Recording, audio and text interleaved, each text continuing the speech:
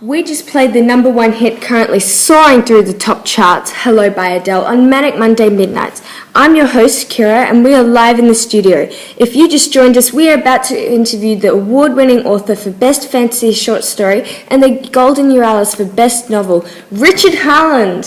First off, welcome to the UAE. Have you enjoyed your time here so far? Absolutely, Kirra. It's great to be here. I love Dubai, but it's probably the first time I've been here.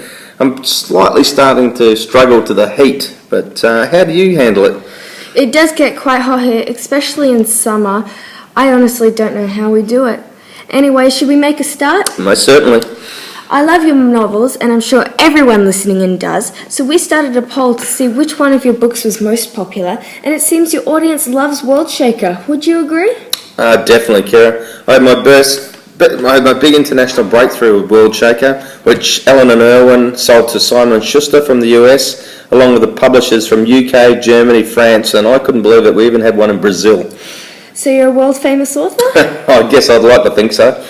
So can I ask you a few questions based on this novel? Of course you can. I'll do my best to answer them. Firstly, some of our listeners may have not read the book before. Can you tell us about the plot and some of the main characters?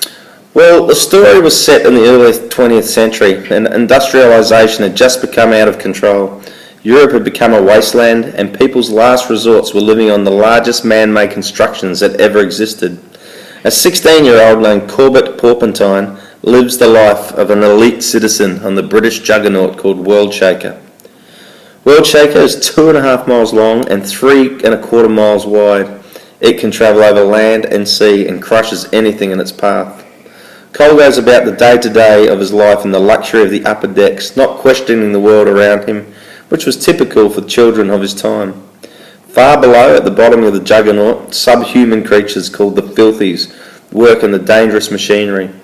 Cole has been chosen to follow in his grandfather's footsteps and become the next supreme commander, but then a girl, a Filthy, escapes from below and takes refuge in his cabin.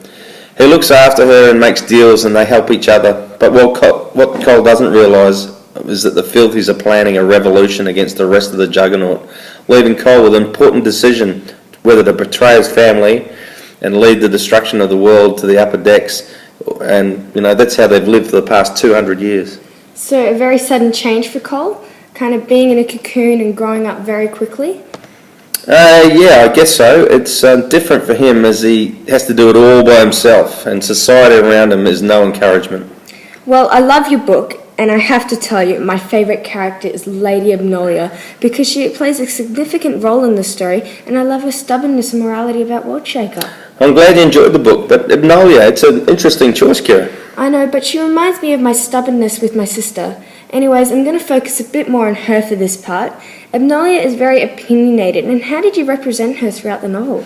Well, we see her through Cole's eyes, of course, which means we see her as like a monster. Actually, I think any reader will be able to read beyond Cole's understanding, even early.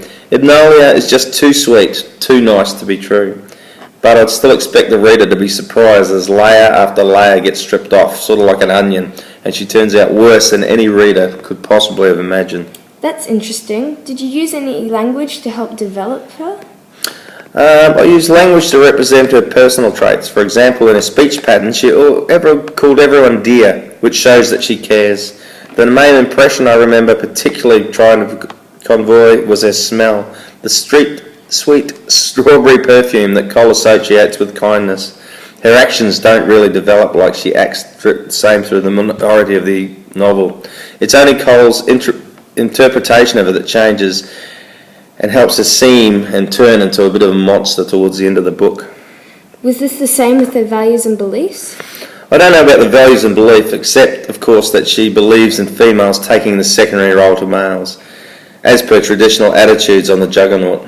Hence the habit of expecting Gilabeth to always be docile and obedient. But it's not so much about her personal values that matter, it's the values of the society that she represents. The traditional belief that was females represented gentleness, thoughtfulness, mercy, etc. And that's how she comes across to everyone. She's fallen perfectly into her role, so much that no one can ever think anything else of her. In truth, she's a monster, Through such an excess of sweetness and kindness, she starves her servants to death in order to feel the compassion and sympathy towards them.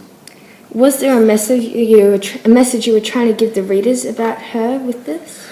I suppose I was trying to characterise the fallacy and the hypocrisy of her imposing the phony image of femininity on women and girls in general. I guess society makes assumptions about females, and Abnolia seems to make the same assumptions about herself. It's not in the book exactly, but I don't see her as a conscious hypocrite. Rather, she values herself as society values her. She has no conscious or no self-consciousness of her own. I think she really would believe that she's kindly and grandmotherly. So she seems to have a very set ethics and morality that she's accepted as she's grown up. As you created her character, did you think that any of this was going to change? No, I think Abnolia changes. What changes is our understanding of... what I should say is Cole's understanding is what really changes in the book. So Cole's understanding of her. So she has a very fixed personality? Oh, most definitely. As you wrote the book, did you try to include any themes? I actually chose a theme in a deliberate, pragmatic way. I start off with characters in the world and let the story sort of grow out of them. So, do you think that there was any unmeaningful messages or point that you found in the story? Any themes grow out of the story. Insofar, I become this is important particular story, so in general implications. In this case, I think the most important implications have to do with power and society to impose its assumptions on an individual. We like to imagine we think of ourselves, but it's not easy that we imagine.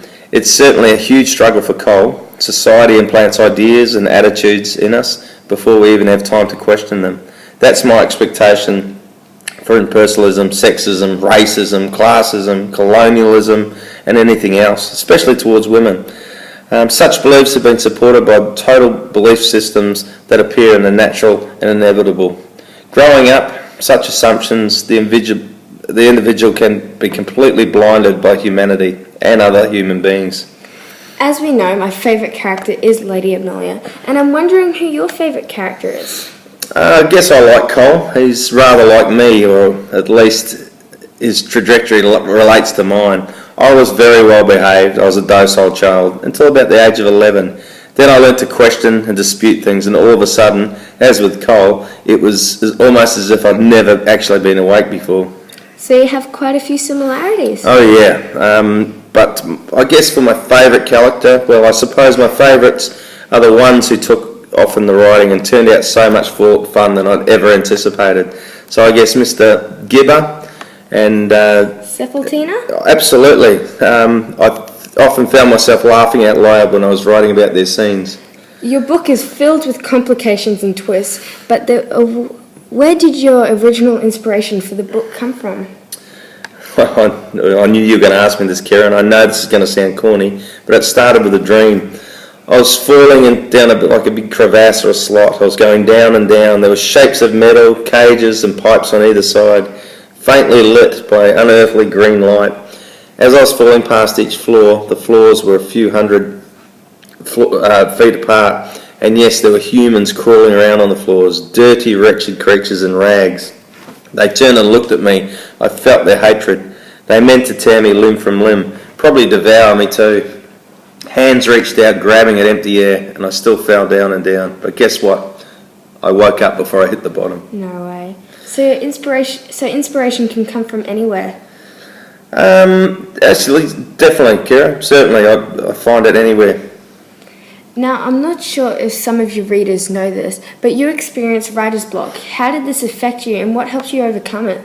Well, it affected me. Just about made me pull all my hair out, or what's left of it.